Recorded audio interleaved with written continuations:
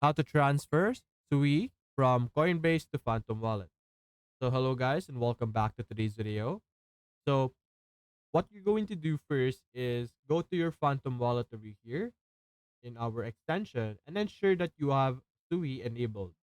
So if you click on your account over here on the top right, you will be able to click on settings. Over here, you can see that there is an option called active networks.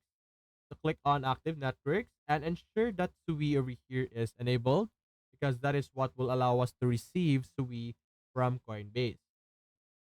Going back, now if you click on receive over here in our Phantom wallet, you should now be able to see that we have a SUI receiving address over here, whether it's QR or our code over here, wallet address.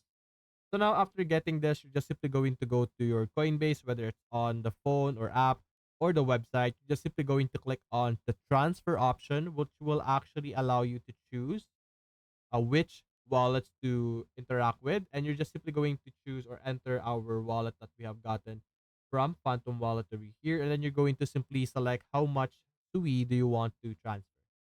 So that's basically it, guys. If you enjoyed this video, leave a like and subscribe. Thanks for watching.